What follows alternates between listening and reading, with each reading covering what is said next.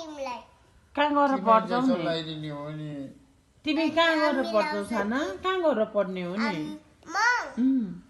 अर्को डाक्टरमा पढ्ने हो हैन अनि उसलाई इन्जेक्सन ल्याइदिने तिमीलाई पनि हो ए पापालाई नलाइदिने पापालाई चाहिँ ल्याइदिने हो भाउजूलाई भाउजूलाई पापालाई दिदीलाई बाबालाई बुटल मम्मीलाई नलाइदिने बुटल मम्मीलाई बुटल बुवालाई सबैलाई ल्याइदिने म त प्रकाशलाई सागरलाई पासानलाई ल्याइदिने म त ईश्वरलाई चाहिँ नलाइदिने ईश्वरलाई पनि ल्याइदिनु म ईश्वरले त तिमीलाई अनि कति धेरै चक्लेट अनि नानाहरू लिएर आइदिन्छु भनेको छ त ल्याइदिन्छ हो ल्याइदियो भने के गर्छौ नि तिमीले ईश्वरलाई धेरै नाना चक्लेट ल्याइदियो भने अनि नमस्ते गर्छु ए हो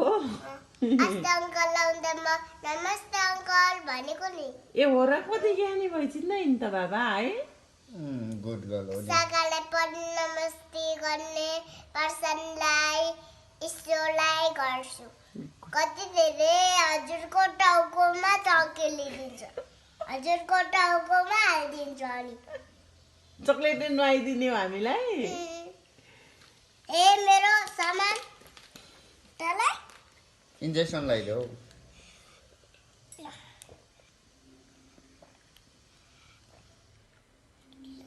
अनि ईश्वरको बिहेमा हामी जाने हो कि होइन भन त सुता स्त्री सुता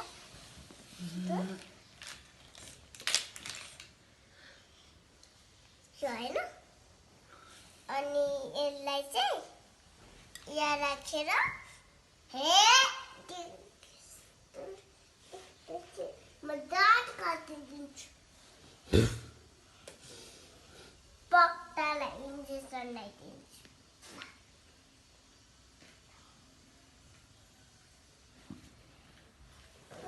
ए कस्तो बिरामी रहेछ हो डाक्टर